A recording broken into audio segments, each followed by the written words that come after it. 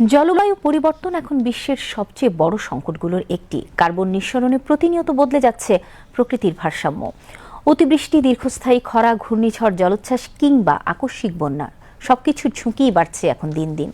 তাই ভবিষ্যৎ প্রজন্মের জন্য একটি নিরাপদ ও বাসযোগ্য বাংলাদেশ করতে সরকার হাতে নিয়েছে দেশের ইতিহাসের বৃহৎ বৃক্ষরোপণ কর্মসূচি। এর অংশ হিসেবে ৯ জুলাই প্রধানমন্ত্রী তারেক রহমান উদ্বোধন করেন জাতীয় বৃক্ষরোপণ কর্মসূচি, যা এখন সারা দেশেই পরিণত হয়েছে সামাজিক আন্দোলনে।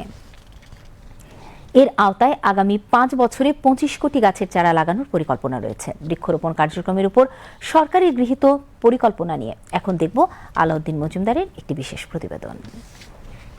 অতিরিক্ত কার্বন নিঃসরণে বাড়ছে তাপমাত্রা, অতিরিক্ত বৃষ্টিপাত, ঘূর্ণিঝড়, বন্যা ও খরার মতো দুর্যোগের ঝুঁকি। ভৌগোলিক অবস্থানের কারণে এই জলবায়ু পরিবর্তনের সবচেয়ে বড় ক্ষতির মুখে থাকা দেশগুলোর অন্যতম বাংলাদেশ।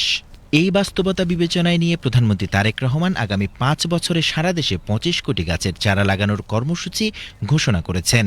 পরিকল্পনা অনুযায়ী লাগানো হবে প্রতিটি এলাকার মাটি ও জলবায়ু উপযোগী গাছের প্রজাতি।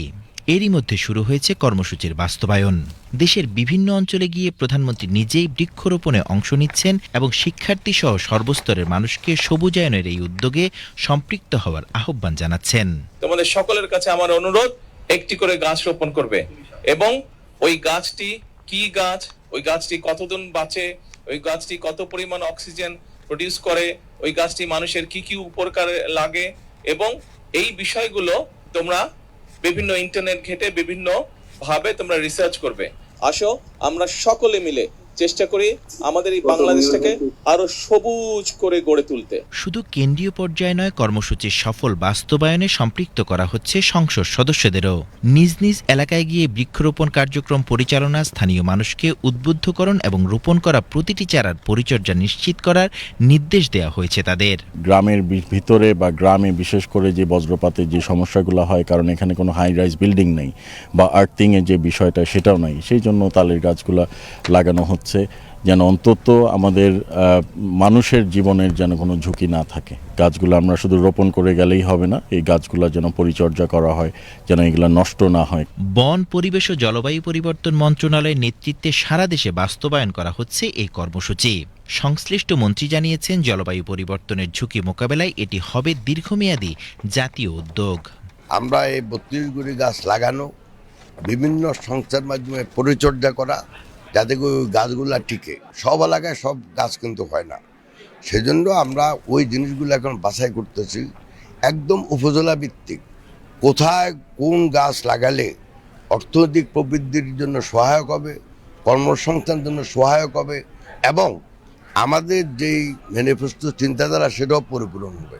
সরকারের এই সবুজ অভিযাত্রায় অংশীদার হয়েছে বাংলাদেশ সেনাবাহিনীও। ফলজ, বনজ, ঔষধি ও শোভাবর্ধনকারী মিলিয়ে ১১ লক্ষের বেশি গাছের চারা রোপণের পরিকল্পনা নিয়েছে বাহিনীটি। পরিবেশ সংরক্ষণ এবং জলবায়ু পরিবর্তনের প্রভাব মোকাবেলায় এই কর্মসূচিকে জাতীয় উদ্যোগের অংশ হিসেবে দেখছেন তারা।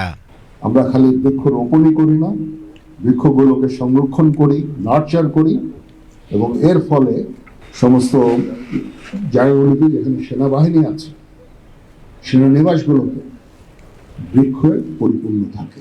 ১১,৩৫,৩৬,০০০ বৃক্ষ আমরা সারা বাংলাদেশে বিভিন্ন সেনানিবাসে, জনশিবিরে আমরা রোপণ করব। এটা একটা অত্যন্ত মহৎ কাজ, এটা আমাদের পরিবেশ বান্ধব। সবুজের বিস্তারই হতে পারে জলবায়ু সংকট মোকাবেলায় সবচেয়ে কার্যকর প্রাকৃতিক প্রতিরক্ষা। সেই লক্ষ্যে সরকার, রাষ্ট্রের বিভিন্ন প্রতিষ্ঠান এবং সাধারণ মানুষের সম্মিলিত উদ্যোগে শুরু হয়েছে নতুন এক সবুজের অভিযাত্রা।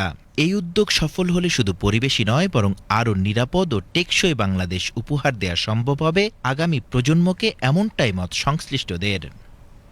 Alauddin Majumdar, VTV news, Dhaka.